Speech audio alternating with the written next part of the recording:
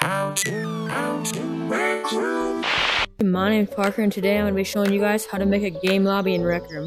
If you don't know what a game lobby is, it's like a lobby in paintball where everyone spawns at the beginning. And when the game starts, they spawn randomly throughout the map. After 10 minutes, the game ends and they respawn back in that lobby. Pretty nice setup to have for games such as PvPs and Hangouts, and I hope you guys enjoy today's tutorial. Alright, let's get right into it. What you're going to want to do is open up your watch, head to create, go to make a room, and then just call it, I'm just going to call this one game lobby example. Alright, let's go.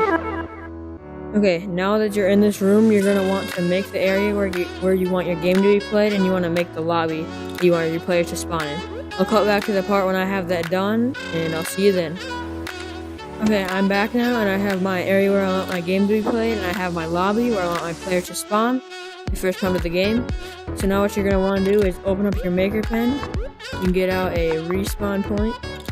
Search it up. Spawn point, okay, right here. Then set this where you want your players to come into your lobby, and just hit configure on it. Make sure this says area, so it's like a nice area so all players don't spawn bunched up in that little point right there. And when to use, you want to say post game. So then after the game ends, all your players will spawn in this area right here. Alright, next thing you're going to want to do is get out a scoreboard.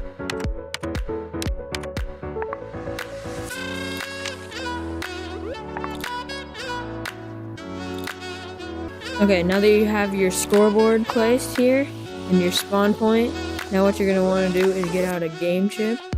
So go to gadgets, game chips, and game rules right here. This is what you want. And then what you want to do is I'll just call it anything I want. I'll just call it game lobby example. And then you want to head down to manual start requirements, and then make sure it's that, and then hit X right here. Right after you have your game chip done, go ahead to open palette here, and then get out some more respawn points so players can spawn randomly throughout the map.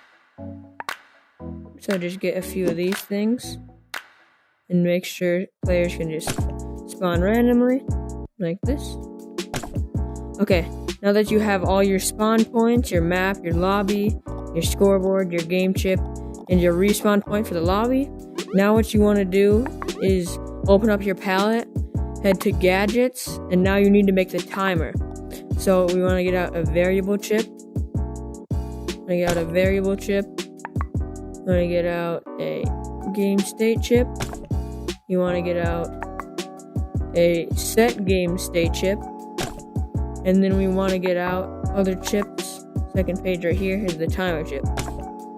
Okay, now what you want to do is wire this to be on, wire this to the time, and then so when the timer runs out and the game ends, and then when the game starts, then this resets.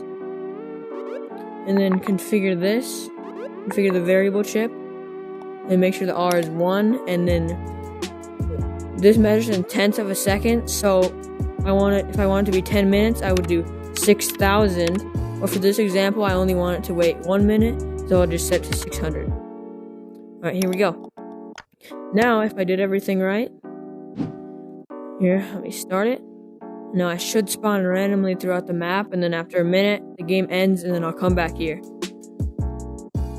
Game on! Okay, I just spawned randomly on the map, and now after a minute, the game should end, and I should spawn right over there in my lobby. Game